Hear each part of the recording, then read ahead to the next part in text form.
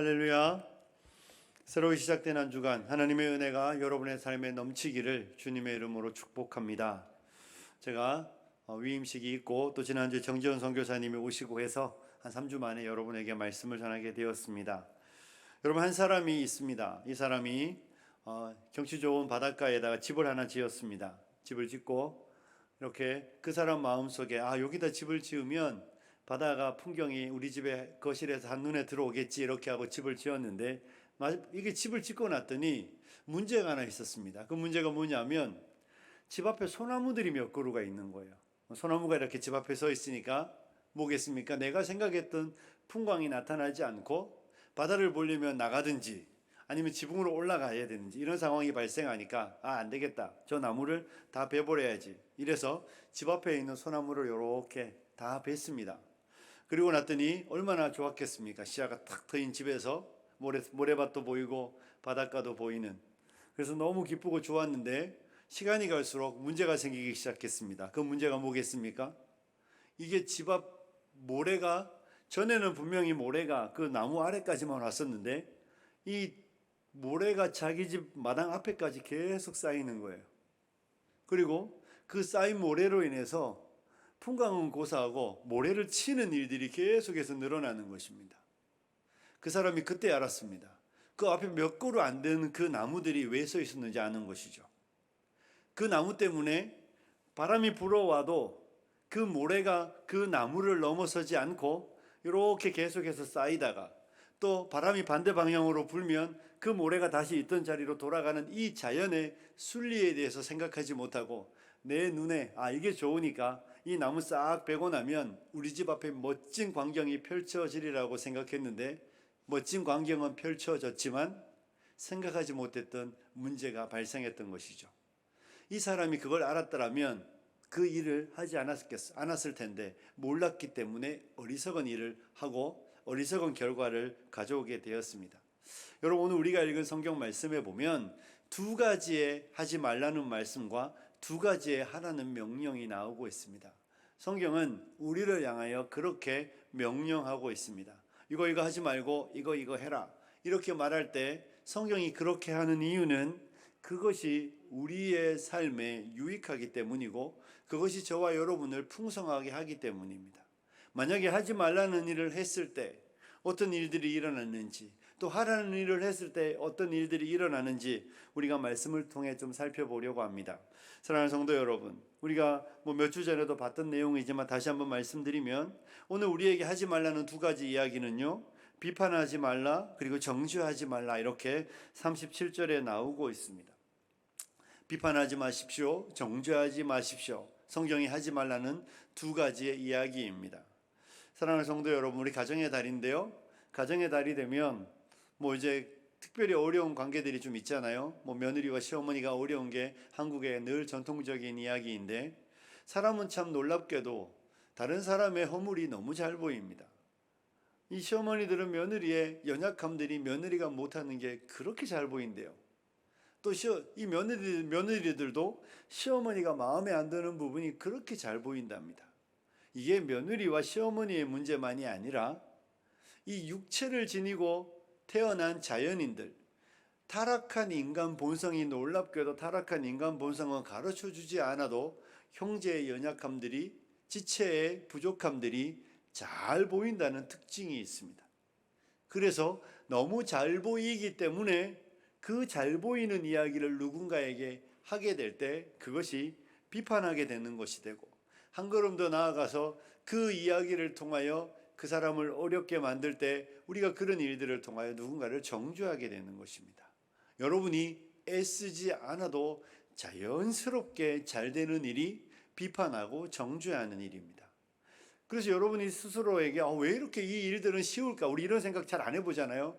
곰곰이 생각해 보십시오. 왜 이렇게 다른 사람의 연약함을 이야기하고 다른 사람의 말들을 하는 게 즐겁지? 이렇게 생각할 때 그게 즐거운 이유는 우리가 죄인들이기 때문에 그렇습니다.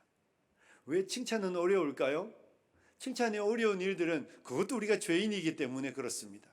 다른 사람에게 박수 쳐주는 일들이 어려운 일들은 우리가 타락한 본성을 지닌 죄인이기 때문에 그 꼴 못 보는 것입니다. 성경은 우리를 향하여 너희가 타락한 본성을 지니고 있지만 그럼에도 불구하고 하나님의 백성인 너희들은 비판하지 말고 정죄하지 말라고 분명히 말하고 있는 것입니다.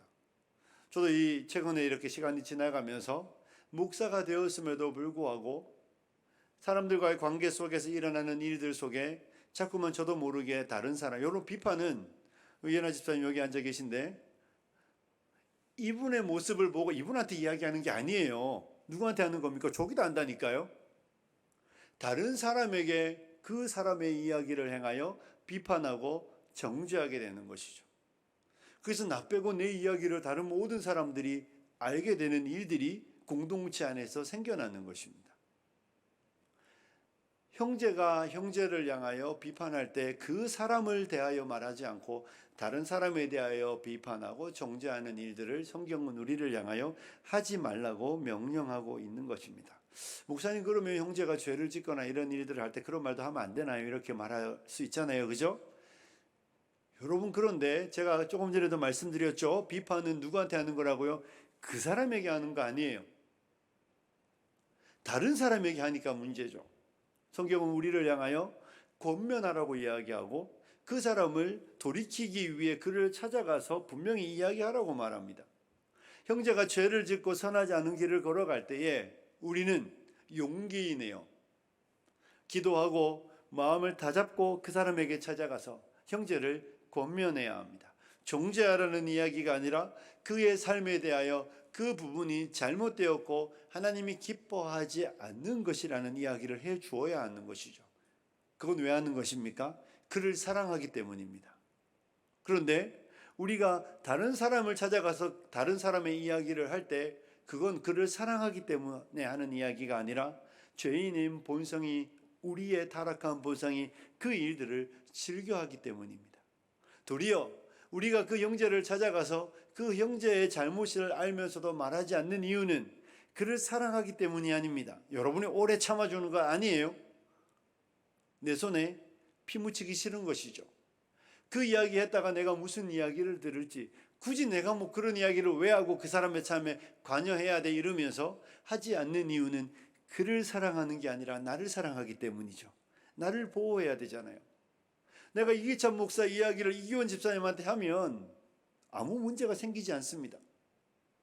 그런데 이기찬 목사에게 이기찬 목사님의 이야기를 할 때 그 일들은 때로는 오해의 소지도 생기고 그가 나를 향하여 좋지 않은 마음도 갖기 때문에 우리는 나를 너무 귀하게 여기기 때문에 그런 이야기는 잘 안 합니다. 근데 성경은 우리를 향하여 그런 것까지 하지 말라는 이야기가 아니라 형제의 허물을 보고 형제의 연약함을 보고 형제가 죄를 범하는 일들을 바라볼 때 다른 사람을 향하여 그 이야기를 하며 그를 비판하고 그를 정죄하는 일들을 행하지 말라는 것입니다. 그러므로 사랑하는 성도 여러분, 저와 여러분이 가장 잘하는 그 일들, 우리가 가장 즐겨하는 그 일들, 한국에 와보니까 너무 카페가 이렇게 많은지 온 동네 카페인데 여러분 카페에 가서 그런 이야기 하지 말라는 거예요. 그럼 이렇게 말씀하시겠죠. 목사님, 그런 이야기 안 하면 뭔 이야기 합니까? 아니, 그런 이야기 안 하면 뭔 이야기로 우리의 이 긴 시간을 보냅니까? 그 이야기보다 재밌는 이야기가 있습니까? 사랑하는 성도 여러분, 하시면 안 됩니다. 하시면 안 되고 우리가 카페에 앉아서 누구 이야기를 하든 어떤 이야기를 하게 될 때 그 이야기들은 하나님이 우리에게 아름다운 이야기 하라고 주신 시간들이니까 아름다운 대화를 하셔야 합니다. 우리가 그렇게 하지 않아야 되는 이유가 무엇입니까? 오늘 본문에 보면 비판을 받지 말라 그리하면 너희가 비판을 받지 않을 것이고 정죄하지 말라 그리하면 너희가 정죄를 받지 않을 것이라고 말하고 있습니다. 네가 비판하지 않으면 너도 비판받지 않을 것이고 네가 정죄하지 않으면 너도 정죄를 당하지 않는다 이렇게 말할 때 여러분 이 이야기가 내가 만약에 어떤 사람을 정죄하지 않으면 그 사람도 나를 정죄하지 않는다는 이야기일까요? 내가 누군가를 비판하지 않으면 그 사람도 나를 비판하지 않는다는 이야기일까요? 아닙니다. 오해하시면 안 됩니다. 내가 누군가를 비판하지 않고 나는 누군가에게 호의를 베푸는데요, 살다 보면 뒤통수 맞는다 그러잖아요. 그 사람은 다른 장소에서 나를 비판하고 나를 정죄하는 일들이 우리의 삶에서 많이 발생하는 일들입니다.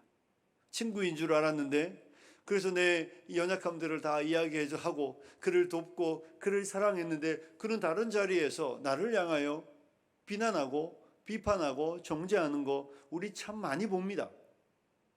이 본문이 네가 비판하지 않으면 너도 비판을 받지 않는다는 이야기의 주체가 누구겠습니까? 사람이 아니라 하나님을 이야기하는 것이죠. 네가 사람 앞에서 사람들에 대하여 비판하지 않고 정죄하지 않는 삶을 살아간다면 너희 하늘 아버지께서도 너를 비판하지 않을 것이고 너를 정죄하지 않을 것이라는 이야기입니다.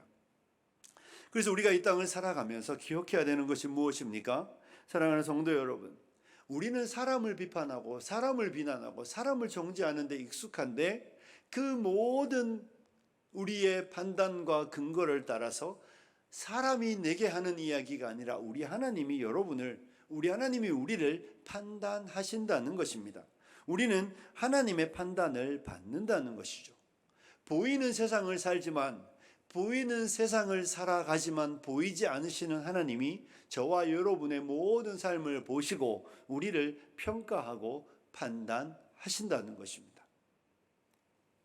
그래서 제가 서두에 이야기했던 그 이야기처럼 행한 대로 반드시 돌려받게 되어 있습니다. 이 땅을 살아가는 날들 동안 우리가 죄를 짓고 우리가 정죄하며 비난하며 살아가는 삶을 살아가면 우리는 사람들로부터는 때로는 그런 이야기를 안 들을 수 있을지 모르지만 우리 하나님이 우리를 향하여 반드시 그 기준을 따라 평가한다는 사실을 여러분 기억하셔야 합니다. 우리가 행한 대로 반드시 돌려받게 되어 있습니다. 여러분이 누군가를 향하여 비난하고 비판하는 삶을 살아가면 하나님께서 여러분을 기뻐하지 않으시는 것이죠. 여러분이 인생에 아침에 오늘도 나오실 때 거울 앞에 서셔서 여러분의 모습을 보셨을 텐데 여러분의 모습이 아마 만족스러우셨을 것입니다. 여러분이 그래도 깨끗해서 나오셨을 텐데요. 여러분, 우리가 그 거울 앞에 비친 내 모습이 나를 판단하고 나를 보여주는 것처럼 여러분이 하나님 앞에서 비판하고 정죄하는 삶을 살아갈 때 여러분은 하나님의 거울 앞에서 여러분을 평가받게 됩니다. 그리고 놀랍게 하나님은 여러분에게 아주 정직하게 반응해 주십니다. 내가 너를 기뻐하지 않는다는 것입니다. 그래서 비난하고 비판하는 성도의 삶에는 하나님의 평가가 있습니다. 그리고 그의 삶에는 영적인 생명력은 없습니다. 비판하고 비난하고 정죄하는 삶을 살아가는 사람이 하나님으로부터 오는 충만한 은혜를 받고 살아갈 일은 만무합니다. 하나님께서 그를 기뻐하지 않으시고 하나님이 그에게 행한 그대로 그에게 돌려주셔서 우리를 향하여 평가하시는 것이죠. 우리를 그렇게 평가하시고 우리를 판단하셔서 우리를 기뻐하지 않으시는 하나님의 그 마음을 우리에게 고스란히 보여주시는 것입니다. 그래서 여러분이 제가 비판하고 비난하고 정죄하는 삶을 살아가면 우리도 하나님으로부터 그렇게 평가받아서 우리의 영적인 생명력들이 죽게 되는 것입니다. 하나님의 그 풍성함들이 없고 우리의 영혼이 메말라가는 것이죠. 그러므로 사랑하는 성도 여러분, 여러분은 사람 사이에서 살지만 늘 잊지 않아야 되는 것은 하나님 앞에서 살아가고 있다는 것입니다. 그렇기 때문에 사람을 대하여 비판하고 정죄하는 삶을 멈추셔야 합니다. 여러분의 그 근질근질한 입술을 꽉 깨무셔야 하고 형제의 연약함이 보일 때마다 그 연약함을 못 본 채 하지 마시고 그 문제를 어떻게 지혜롭게 풀어야 될지 고민하셔야 합니다. 그리고 그 형제로 인하여 내가 상처를 받을 그때에도 동일하게 우리는 잘 생각해야 합니다. 우리는 하나님 앞에서 살아가고 있습니다. 우리의 삶은 보이지 않지만 살아서 역사하시는 그 하나님의 눈 앞에서 살아가고 있음을 잊지 마시고 하지 말라는 두 가지를 하지 않으시는 한 주간이 되시면 좋겠습니다. 비판하지 마시고 정죄하지 마십시오. 그러면서 성경은 우리에게 또 다른 두 개의 하라의 말씀을 주고 있습니다. 그중 첫 번째는 용서하라는 것입니다. 용서하라, 그리하면 너희가 용서를 받을 것이다, 이렇게 말하고 있습니다. 하나님의 백성은 용서하는 삶을 살아야 합니다. 우리가 죄를 범한 사람을 용서할 때 하나님께서도 우리의 잘못을 용서하신다고 성경은 말하여 주고 있습니다. 그렇다면 여러분이 아는 용서가 우리가 하나님으로부터 용서를 받는 원인이 되는가? 그런 이야기는 아닙니다. 사랑하는 성도 여러분, 우리가 용서를 받는 것은 내가 선을 행했기 때문에 하나님의 용서를 받는 게 아니라 그리스도 예수님 때문에 우리가 용서를 받는 것입니다. 성경이 우리에게 이렇게 이야기할 때 여러분, 용서하는 사람이 용서를 받는 것은 하나님께 죄를 뉘우친 사람만 용서하게 된다는 것입니다. 무슨 이야기인가 하면 이런 이야기예요. 여러분, 우리가 하나님의 은혜를 받았다라는 객관적 증거가요, 우리가 하나님으로부터 용서를 받았다는 증거가 어디에서 나타나는 줄 아십니까? 타인을 향하여 용서하는 데서 나타납니다. 하나님의 용서를 받은 사람만이 타인을 향하여 용서하며 살 수 있습니다. 용서가 안 됩니다. 이 아까 제가 서두에 말씀드렸던 죄인의 특징은요, 한 대는 절대로 맞고 살 수 없고 두 대를 돌려줘야만 그 마음이 누그러드는 것이 죄인의 본성입니다. 그래서 죄인은 싸움이 끊이지 않는 세상을 살아갑니다. 한 대를 맞으면 두 대를 때려야 하고 누군가가 나에게 해를 가면 더 많이 갚아주어야만 우리의 본성이 위로를 받게 되고 안식을 누립니다. 그런 죄인인 세상이 이 시대이고, 그래서 보복과 복수가 계속해서 일어나는 이 세상에서 하나님의 백성들은 그 복수를 멈출 수 있는 사람들이죠. 왜냐하면 하나님이 나를 용서하셨다는 것을 알기 때문에 타인을 향하여 용서하는 사람이 되는 것입니다. 그래서 그리스도인이라는 말은 타인을 향하여 용서할 준비가 된 사람이며 용서하는 사람이라는 것입니다. 저와 여러분이 그리스도의 은혜를 받았다, 그리스도의 은혜를 받고 있다, 하나님의 사랑을 경험했다는 이야기는 용서하는 것으로 증명된다는 사실을 꼭 기억하셔야 합니다. 하나님이 나를 용서하신 그 은혜가, 하나님이 나를 용서하여 주신 그 사랑이 내 마음에 장악하게 될 때에 우리는 비로소 세상을 향하여 관용을 베풀고 세상을 향하여 친절을 베풀며 세상 사람들을 향하여 용서하는 사람이 되는 것입니다. 우리의 마음속에 용서가 안 될 때, 내가 용서할 수 없다고 말할 때 여러분에게 물어야 합니다. 내가 정말 용서를 받은 사람인가? 내가 하나님으로부터 갚을 수 없는 죄를 지었음에도 불구하고 하나님이 나를 용서하신 그 용서의 은혜가 내 마음에 있는가? 하나님의 사랑을 받았는가? 여러분 질문하셔야 합니다. 그리고 여러분이 용서를 받았다면 반드시 여러분은 용서하는 사람이 된다는 것도 알게 될 것입니다. 사랑하는 성도 여러분, 저는 여러분이 용서하는 성도님들이 되시기를 주님의 이름으로 축복합니다. 그리스도 예수의 사랑이 여러분 안에 있다면 반드시 용서하게 되어 있음을 기억하시고 우리의 삶에서 그리스도의 은혜 받음의 증거로 용서를 보이시는 여러분들이 되시기를 주님의 이름으로 축복합니다. 그러면서 성경은 우리에게 한 가지를 더 이야기하고 있습니다. 그 이야기가 38절에 나오고 있는데요, 아주 짧은 단어입니다. 무엇입니까? 주라, 이렇게 말하고 있습니다. 성경은 우리에게 주라, 이 명령을 하고 있는 것이죠. 여기서 주라는 명령은 여러분 진짜 말 그대로 눈에 보이는 것, 우리의 물질들을, 우리의 것들을 타인에게 베풀어 주라는 말씀입니다. 성경은 그 백성들을 향하여 주라고 명령하고 있습니다. 조건 없이 이 세대를 향하여, 어려운 이웃들을 향하여, 가난한 이웃들을 향하여 주라, 이렇게 명령하고 있습니다. 가난한 사람들이 있으면 사람들이 불편해합니다. 가난한 사람들이 있으면 사람들이 마음이 좀 어려워집니다. 그래서 웬만하면 안 만나려고 하고 안 보려고 하고 외면합니다. 근데 성경은 우리를 향하여 주십시오, 이렇게 말하고 있습니다. 아무런 조건 없이 주라고 말하고 있습니다. 여러분, 우리 시대는 이런 시대입니다. 쌓아야 한다고 말합니다.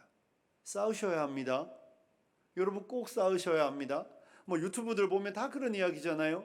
이제 100세 시대에 여러분이 지금 이제 60이고 이제 70인데 80이 되고 90이 되고 100살까지 살 준비가 하나도 안 되어 있는데 그때 무슨 일이 여러분에게 닥칠지 모르니 그 미래의 불안함을 다 가져와서 그 미래를 잘 준비하셔야 여러분 그때가 되었을 때에 여러분의 불행을 여러분이 막을 수 있습니다. 쌓으셔야 합니다. 우리에게 계속해서 이렇게 말하고 있습니다. 그래서 우리로 하여금 아무것도 하지 못하게 두 주먹 꽉 움켜쥐고 우리의 미래를 위하여 일어날지 안 일어날지 알 수 없는 그 날들을 가져와서 오늘 염려하며 그 날을 준비하고 살아가라고 말합니다. 여러분, 저는 이것에 대해서 반대하지는 않습니다. 하지만 성경이 우리에게 주라는 말은 어떤 이야기겠습니까? 나는 10년 뒤에 생길 걸 염려하고 나는 20년 뒤에 발생할 일을 걱정하고 있는데 우리의 이웃들은 10년 뒤의 일이 아니라 지금 그 순간에 닥친 어려움과 고난으로 어려워하는 그들을 향하여 성경은 주라고 명령한다는 것입니다. 우리의 10년인데 그 사람은 지금이잖아요. 나는 20년 뒤의 일인데 그는 현재 그 어려움을 당했으니 너의 10년을 염려하지 말고 너의 20년을 불안해하지 말고 지금 고난당하고 환난당하는 그 이웃들을 향하여 너의 손을 펴라고 성경은 말하고 있다는 것입니다. 사랑하는 성도 여러분, 어떻습니까? 여러분이 최근에 고난당한 이웃들을, 형제들의 소식을 들었고 여러분의 손을 펼치며 즐거이 기쁨으로 주셨습니까? 저는 우리 앞에 있는 성도님들이 이 말씀을 잘 실천하셨으면 좋겠습니다. 특별히 오늘이 어버이날인데요. 여러분, 부모님이 살아계신 분들이 있습니까? 부모님에게 기쁨으로 주시는 여러분들이 되시기를 부탁드립니다. 여러분, 자녀에게는 절제하시기를 부탁드리겠습니다. 자녀를 향해서는 물이 위에서 아래로 흐르는 것처럼 사랑은 내리사랑이라고 말하잖아요. 자녀를 향해서는 여러분이 주기 싫어도 여러분의 마음이 본성이 그렇게 되어 있습니다. 하지만 부모님을 향해서는 여러분이 노력하고 애쓰셔야 합니다. 자녀를 향해서는 막 다 주고 더 주고 싶은 게 부모의 마음인 거 저도 마찬가지입니다. 하지만 자녀를 향해서는 지혜가 필요하고 절제가 필요한 게 우리 시대라고 저는 생각합니다. 여러분, 충만에는 감사가 없다는 이야기가 있습니다. 오늘날 아이들이 왜 감사가 없느냐? 어려서부터 이것들이 너무 충만하게 받아서 결핍을 모르다 보니 늘 받는 데 익숙해서 감사라는 거 모릅니다. 고맙습니다, 감사합니다, 그건 어려움을 알고 결핍을 알고 삶이 늘 충만하지 않다는 걸 아는 사람이 이 시대를 살아가면서 늘 부족함 속에 사는데 누군가가 그를 채워줄 때 그의 입에서 나오는 자연스러운 반응입니다. 그래서 여러분의 자녀에게는 좀 결핍을 가르치셔야 합니다. 여러분의 자녀에게는 모든 것이 늘 있는 것이 아니라는 것을 가르치셔야 합니다. 자녀를 향해서는 좀 절제하십시오. 하지만 부모님을 향해서는 마음껏 아낌없이 여러분의 마음에 떠오르는 것보다 더 많이 부모님을 향하여 나누시는 여러분들이 되시기를 주님의 이름으로 축복합니다. 사랑하는 성도 여러분, 성경은 우리를 향하여 주라고 말하고 있습니다. 그리고 그 주는 우리가 주어야 되는 사람들은 어렵고 힘들고 환난당한 우리의 이웃들입니다. 그리고 힘없는 여러분, 우리의 부모님들이겠죠. 저와 여러분이 이 땅을 살며 이 말씀을 실천해야 합니다. 그런데 여러분 아시잖아요? 이 말씀을 실천하기 위해서 우리에게 참 많이 필요한 내용들이 있습니다. 그게 무엇이겠습니까? 이 땅을 살아가는 하나님의 백성들이 주기 위해선 우리 가운데 혹시 지금도 여러분의 돈이 너무 많은 일을 해서 다 쓰고 싶어도 쓸 수 없을 만큼 여러분의 통장에 잔고가 늘어가시는 분들이 있다면 지금부터 하는 이야기는 안 들으셔도 됩니다. 하지만 우리 모두는 정해진 급여를 받고 정해진 수입을 가지고 그 수입을 어떻게 쓸지를 고민하며 살아가는 사람들입니다. 정해진 것을 받기 때문에 정해진 것을 쓸 수밖에 없는 이 월급을 받아 살아가는 여러분들이라면 우리가 하나님의 말씀을 실천하기 위해서 우리에게 필요한 것이 있는데 그것이 무엇이겠습니까? 자기에게 인색해지는 것입니다. 하나님의 백성들이 하나님의 말씀을 실천하고 살아가려면, 누군가를 향하여 베풀고 살아가려면 우리는 자기에게 인색해지는데 아주 익숙해져야 합니다. 자기에게 인색해지지 않으면서 타인을 향하여 줄 수 있는 사람은 100에 하나, 1000에 하나, 만에 하나 있을까 말까 한 사람들입니다. 정해진 것을 어떻게 쓰는가가 우리의 고민인 것이죠. 그러므로 사랑하는 성도 여러분, 여러분이 자기에게 인색하지 않으면, 우리가 나에게 인색하지 않으면 우리는 다른 사람을 향하여 선을 베풀 수 없습니다. 오늘을 살아가는 많은 사람들이 하는 소위 말하는 SNS, 그 다양한 SNS에 보면 여러분의 친구들이 늘 하는 거 있습니다. 뭐합니까? 자랑합니다. 어디 가서 밥 먹었다, 어디 갔더니 어디 가서 옷 사 입었다, 어디 놀러 갔다. 그 모든 이야기들은 다 사람들이 가보고 싶어하고 누리고 싶어하는 일들입니다. 다 그런 이야기들로 SNS는 거의 가득 차 있습니다. 그 가득 찬 세상에서 나도 그 세상을 동경하고, 나도 거기 가서 밥 먹어보고 싶고, 나도 거기에 여행 가고 싶고, 나도 그렇게 살고 싶은 우리의 욕구가 자극되기 시작할 때, 그 모든 것을 채워보겠다는 일념이 우리 안에 떠오르면 우리는 성경이 말하는 주라는 말씀을 실천할 수 없습니다. 저와 여러분이 해야 되는 일들은 한계를 그어야 합니다. 저와 여러분이 해야 되는 일들은 선을 긋고 살아야 합니다. 여러분이 아시는지 모르겠지만 감리교를 세웠던 웨슬리는 그가 목회를 시작할 때 사용했던 생활비와 그가 목회를 마칠 때까지 사용했던 생활비가 같았다고 말합니다. 그랬기 때문에 그는 그 많은 목회 현장에서 많이 발생하는 자신의 수입들을 다양한 사람들에게 나누며 베풀며 살았다는 이야기를 읽어보았습니다. 저는 그렇게까지는 살 용기는 사실 없습니다. 살고 싶은 마음은 있습니다. 여러분, 거기서 하는 이야기는 무엇입니까? 선을 정하고 살아간다는 것입니다. 나의 인컴이 나의 수입이 늘어가는 만큼 더 많이 쓰겠다, 나에게 더 많이 집중하겠다는 생각을 갖는 순간 우리는 다른 사람을 향하여 줄 수 있는 가능성이 더 줄어든다는 사실을 여러분 기억하셔야 합니다. 우리 하나님은 우리를 감동하시는 하나님이십니다. 믿으십니까? 하나님은 우리에게 말씀하시는 하나님이십니다. 설교를 통해서도 말씀하시지만 여러분에게 감동하셔서 여러분으로 하여금 이 시대를 살아가며 우리가 나누며 베푸며 섬기며 살아가는 삶을 살 수 있도록 우리를 감동하시는 분이십니다. 저는 우리 아평교회 성도님들이 이렇게 감동하시는 성령님을 따라 순종하여 함께 기뻐하고 함께 즐거워하는 성도님들이 되었으면 좋겠습니다.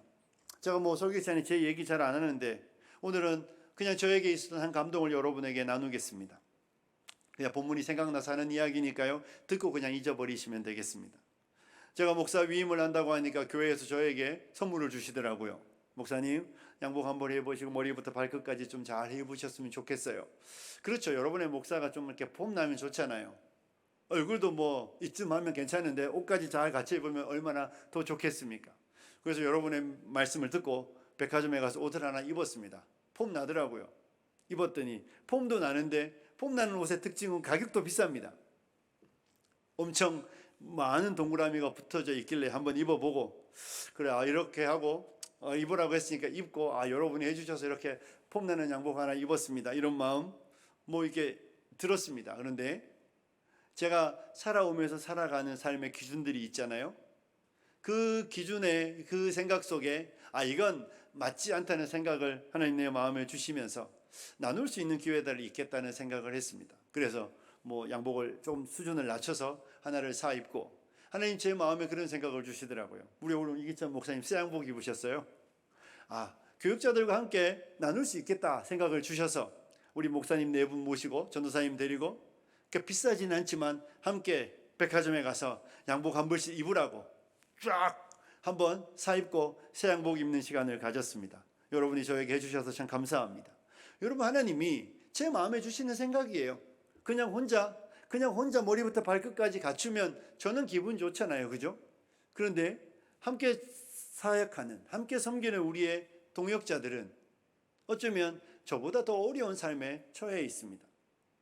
여러분, 우리가 이야기가 나왔으니까 여러분에게 한 가지 말씀을 드리면, 한국 교회가 구제도 많이 하고 선교도 많이 하고 봉사도 많이 합니다. 제 친구 목사가 작은 교회 청빙받아 갔습니다. 사례비가 정말 200만 원이 안 된다 그러더라고요. 그리고 이 친구는 절기마다 동사무소에 가서 구제한다고 이렇게 라면을 나눈다고 말하고 자랑스럽게 이야기하더라고요. 근데 놀라운 사실은 그 친구가 뭔지 아시죠? 차상위의 차상위 계층. 동사무소부터 늘 이렇게 구제를 받는 사람입니다. 물론 베풀고 받는 아름다운 교제입니다. 하지만 교회가 누군가를 돕기 전에 우리 안에 있는 사람들이 구제의 대상이 되면 사실 안 되는 것이잖아요. 우리 사실 부목사님들이 동사무소 가면 대부분 차상위 계층입니다. 그리고 항상 복지에 국가가 관심을 가져줘야 되는 사람입니다. 저는 기회가 되면 우리 교회도 부목회자들의 사례비가 다시 책정되어야 된다고 생각합니다. 여러분이 청빈을 강조하지 않아도 청빈하게 살 사람들입니다.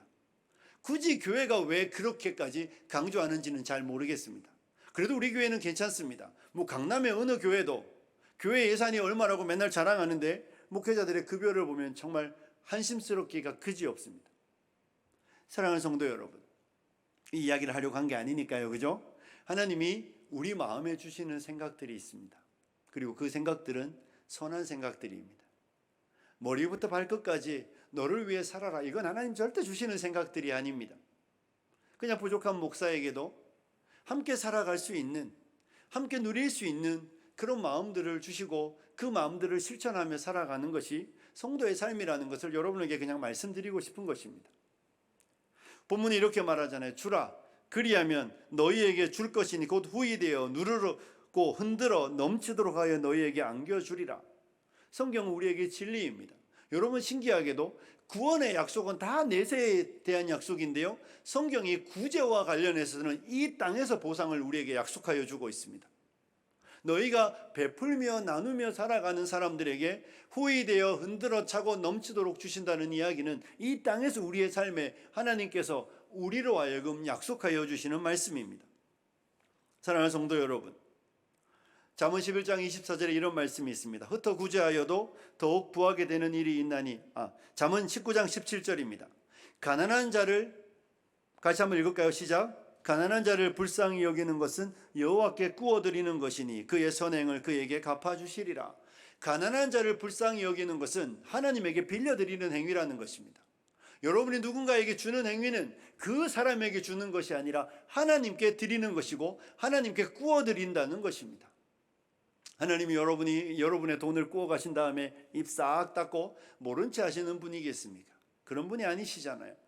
시간이 얼마 없으니까 제가 최근에 우리 어떤 분의 신방을 갔는데 그분이 그런 이야기를 하시더라고요. 목사님, 이런 간증을 목사님에게 하는데 성도님들에게 사업체에 방문하시면 그런 이야기 해달라는 이야기를 했습니다.